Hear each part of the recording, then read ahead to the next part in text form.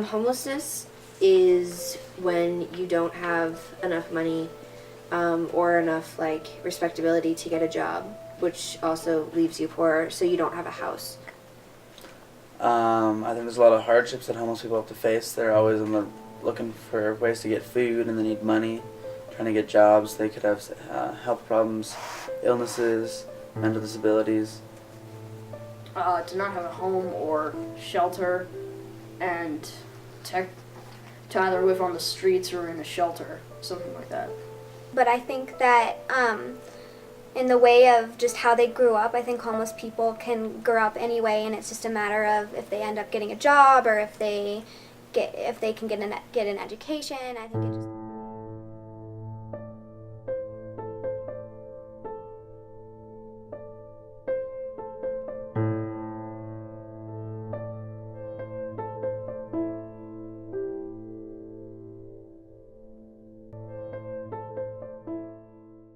Do you think your family would ever kick you out? I guess I would hope not, but if I did something like really bad that they didn't believe in or something, then maybe.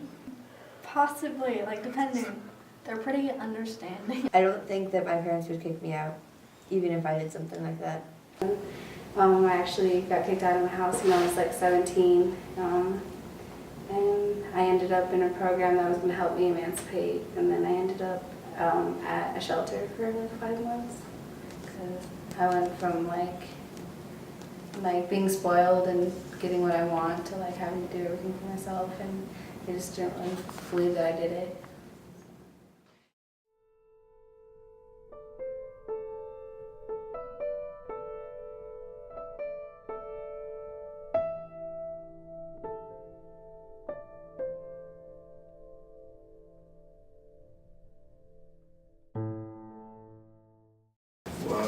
I went to Job Corps when I was 17, and I completed with my GED, so they sent me home.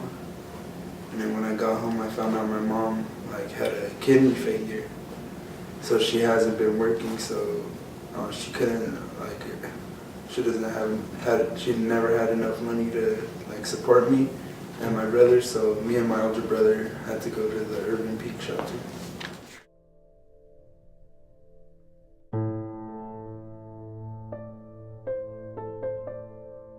The drug use winds up pulling a lot of it on. Meth, or crack, or one of the meth? There's a lot of both, actually. There's actually a lot of all of it, and I'm actually kind of proud of myself. I got to keep giving myself credit because I used to be involved with drugs, and next month in July I'll celebrate 18 years sobriety off of hard narcotics. If I'm going to keep my wife with me, I can't let it go. If I'm going to try and get my kids back, I can't let it go. If I'm going to get a job, I can't let it go. If I'm going to get a home, I can't let it go. And or drug issues, is that been your experience that you've seen too, or? Yeah. There's some people who take advantage of it though too. Most people who were at the shelter had homes, had SSI income or something that they were just trying to save up, and kind of just use the shelter for free food and just or spend their money on tattoos and drugs and stuff.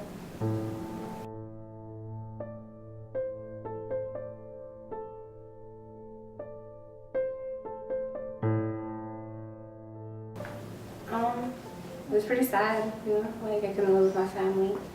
Kind of lost all connection with everyone I knew, and I grew up in Highlands Ranch and kind of was left in Denver and didn't know anybody. It was really stressful. My family in Highlands Ranch, I'm allowed to go over there for holidays and stuff. We're actually going in this weekend to celebrate his birthday, but it's hard because when I got kicked out, I kind of thought it'd be cool to tell my family everything wrong that I did that they didn't catch me doing, and so they don't trust me anymore. So I mean, I think my relationship with my family kind of just matured really fast, and I don't even talk to them really much. Like, I get along with them sometimes, I just can't be there too long, or else they think something's going on, something's fishy. So I mean, every once in a while we'll spend a night there, like once every month or something.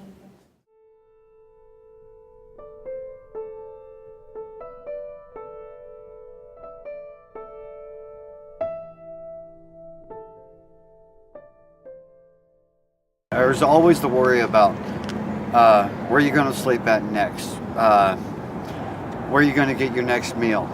Are you going to be able to make any money for that on that next day in order to be able to get the things you need? My favorite iPod, you know, like we were hungry and we hadn't eaten all day, so I just went to the pawn shop and gave him the iPod away so we can eat. Just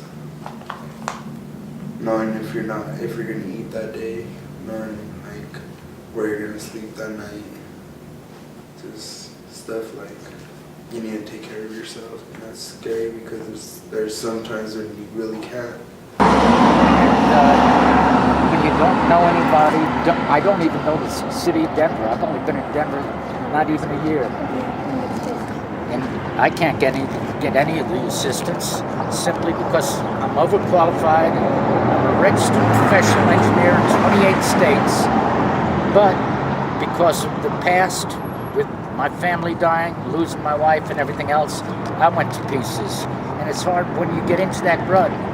It's very hard to come out again, if you ever come out again.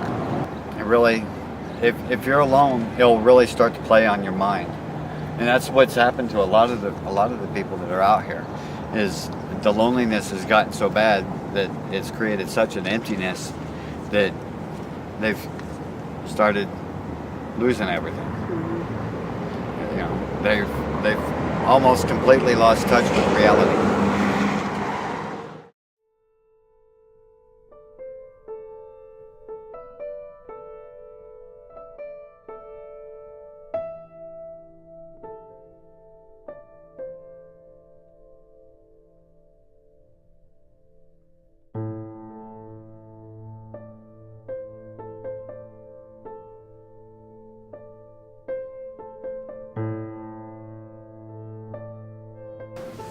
I want to get done with college and complete my registered nursing degree.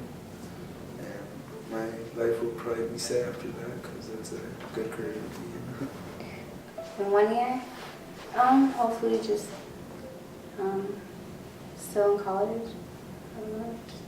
10 Hopefully years? 10 years. Hopefully by then I'll have like a job and have my own place. Graduate high school, go to college, try and get as much education as you can. If you're able to get a scholarship,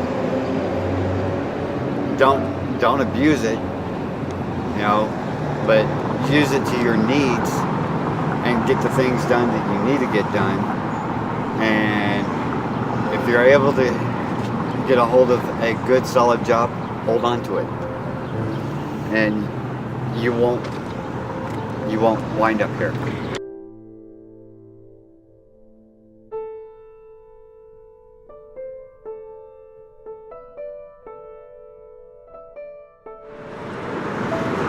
You give me a place where I can take my hat off and go like this, and I'll have a home. Is pretty much it. You know, home is anywhere where I'm able to have a cover over my head and stay warm. That's what it's gotten to anymore.